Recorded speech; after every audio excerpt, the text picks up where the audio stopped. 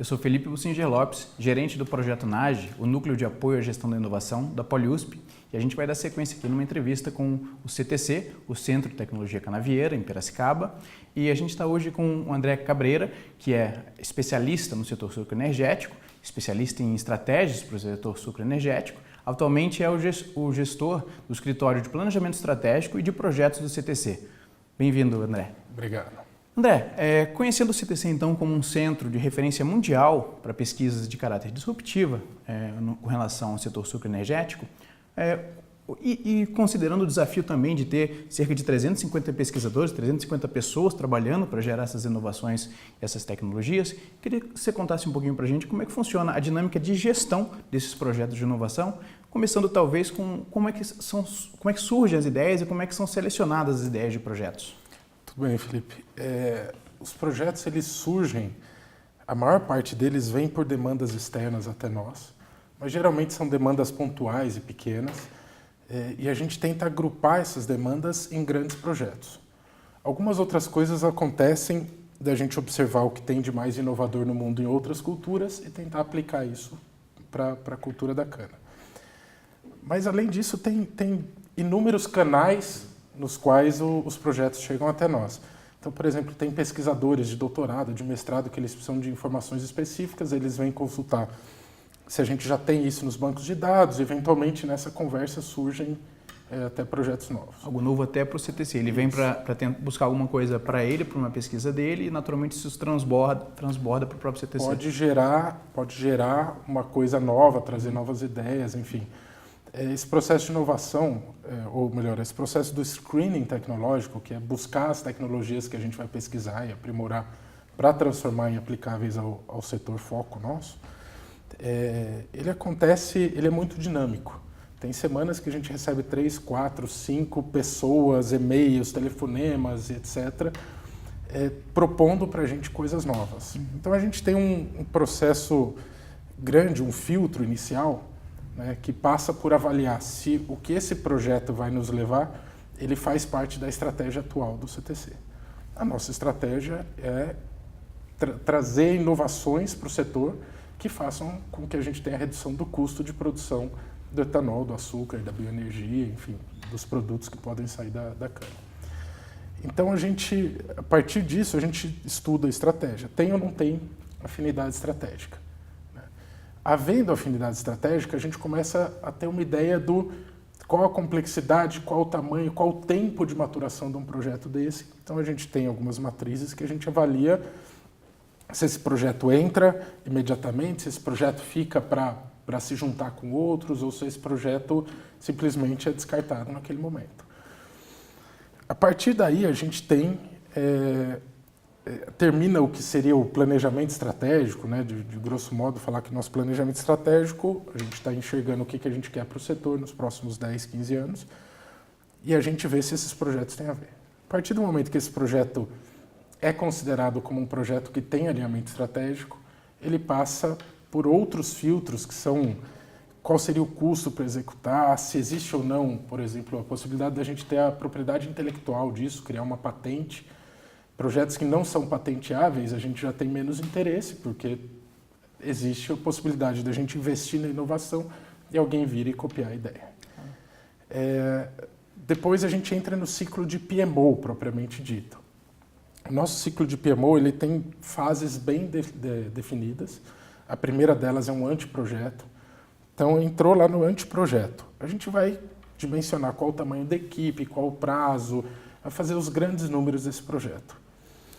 A gente tem 4 comitês anuais, sendo que 2 deles são comitês de aprovação de projeto, ou seja, quando ele sai do anteprojeto e vai para um planejamento e execução, e 2 deles são comitês mais tecnológicos, quando a gente pega aquele monte de projeto que a gente deixou guardado ali numa gaveta e começa a avaliar se entre eles, unindo mais de um projeto, etc., a gente consegue transformá-los em projetos execuíveis. Entendi. É após esse anteprojeto que é feito, de fato, o investimento nessa iniciativa? A gente tem equipes avaliando isso o tempo todo. Então, a gente tem despesas, eu não chamo de investimento nesse momento, é uma despesa para fazer essa triagem.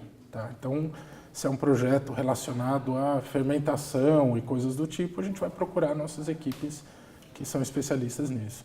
Se é um projeto relacionado a alguma coisa transgênica, também da mesma forma a gente vai trazer nosso pessoal de biotecnologia. Mas isso ocupa muito pouco tempo desses pesquisadores que estão já trabalhando em alguns projetos. Então, como eu estava te dizendo, a partir do momento que o projeto é aprovado, então é criado um time específico designado para esse projeto. O time pode começar pequeno, grande, tudo depende do cronograma que foi montado. E também é escolhido um líder. O líder do projeto, além do conhecimento técnico necessário para poder liderar um projeto desse, também faz parte das nossas políticas de recursos humanos, expor as pessoas a posições de liderança e tudo. Então, o CTC, além de tudo, é uma empresa e tem que pensar como tal. Falando do CTC, do projeto especificamente, a gente tem a fase de planejamento, onde começa-se a desenhar um cronograma de atividades bem específico, onde a gente começa a pensar quais vão ser os desembolsos, em que momentos a gente vai fazer eventuais investimentos, se tiver que construir uma planta piloto, uma planta demonstração, se for uma tecnologia que exija isso. E aí o projeto, então, entra na fase de execução. Depois do planejamento, a gente apresenta para o Conselho de Acionistas esse projeto como um projeto que a gente demanda recursos para executar, e aí tem projetos de diversos tamanhos, se a gente for falar em termos financeiros, em termos de duração de um projeto. E aí ele entra na execução propriamente dito. Hoje a gente tem 14 grandes projetos em execução. Esses projetos são bastante variados, temas bastante variados, e a gente tem um acompanhamento do dia a dia com a controladoria, que é uma parte mais operacional contábil, mas a gente também tem o acompanhamento do PMO em cima do cronograma que foi estabelecido originalmente, né, do baseline, e também do baseline financeiro, de como seriam os investimentos, etc. Mas aí é um acompanhamento típico de PMO. A diferença que eu acho que o CTC tem, que não é comum em todas as empresas, é que cada fase, né, nesses acompanhamentos mensais que a gente faz do andamento do projeto, sempre está presente o pessoal que cuida de propriedade intelectual. Que muitas vezes o produto final nosso, além de uma variedade nova de cana, ou além de um processo tecnológico novo para produzir um etanol celulósico, alguma coisa do tipo, são as patentes. Que vão sendo geradas de forma intermediária durante o projeto. Exatamente. Vão sendo solicitadas durante o projeto. E aí a gente só vai fazer o lançamento comercial desse projeto depois que a gente tiver certeza que as patentes protegeram o que é mais relevante, o que é mais inovador daquela tecnologia. Entendi. Isso, de novo, porque faz parte de uma empresa com fins lucrativos, o CTC SA, que a gente consiga garantir que aquele projeto vai dar o payback que a gente imaginou originalmente quando a gente lançou ele. Entendo. E a gestão em si do projeto, que o PMO dá apoio, ela também é feita pelos pesquisadores ou as equipes ficam 100% voltadas à execução do projeto, à pesquisa, ao desenvolvimento? Eles também fazem gestão? Essa é a grande pergunta. Fazem gestão. A gente tem uma série de planejadores que participam, que estão acompanhando o dia a dia do projeto, junto com o líder para fazer essa gestão. E nós temos os diretores, temos todo o corpo executivo do CTC que acompanha isso.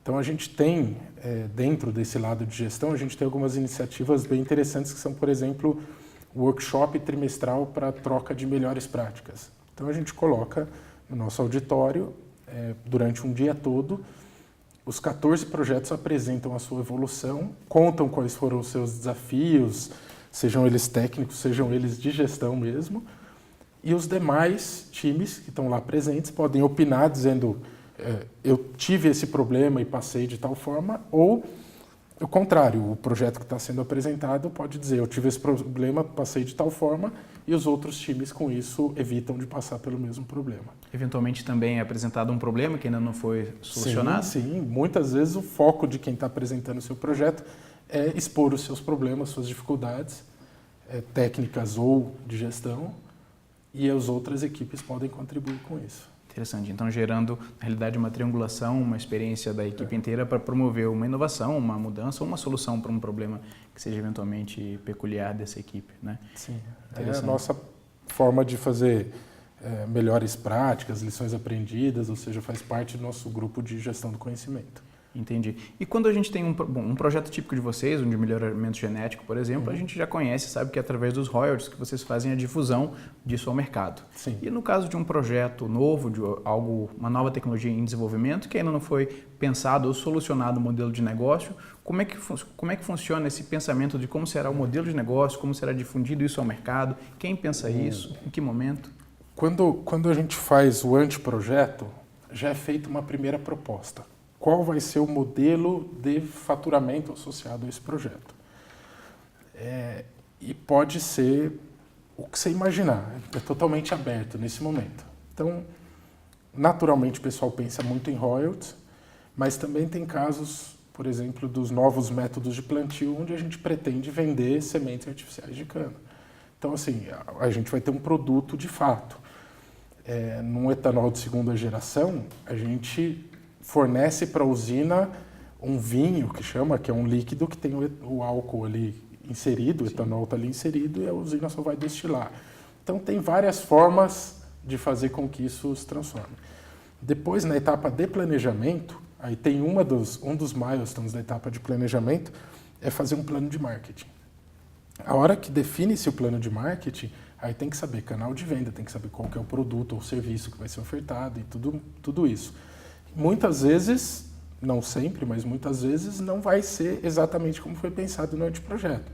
O anteprojeto foi aquela ideia para dizer é comerciável ou não.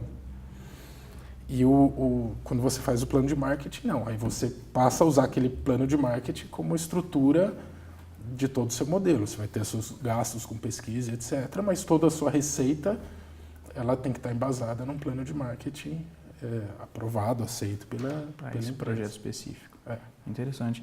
Para finalizar, André, eu queria perguntar para você como eventualmente é avaliado financeiramente o projeto durante essa execução. É claro que lá no anteprojeto, para aprovar o início dele, tem uma etapa clara de viabilidade financeira, mas a grande questão é um projeto de tecnologia disruptiva, de inovação disruptiva, é passível de ser feita uma análise financeira? Vocês conseguem fazer uma análise financeira? Tem que ser feita.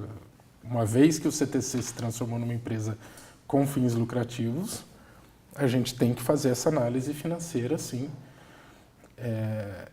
É feita no método muito tradicional do VPL, é feito também uma validação com os nossos potenciais clientes, se aquela tecnologia vai ser aceita pelo mercado, né? Então, durante a execução do projeto, a gente tem um anteprojeto, aprovou o projeto, tem o planejamento. No planejamento, a gente sabe exatamente quanto aquilo vai gerar de valor para a gente, ou melhor, a gente espera que gere valor. Durante a execução do projeto, a gente tem alguns milestones de revisão técnicos, tem outros milestones de revisão jurídicos, se vai ou não vai ser passível de patente, etc. E tem um milestone que é o financeiro, o retorno financeiro.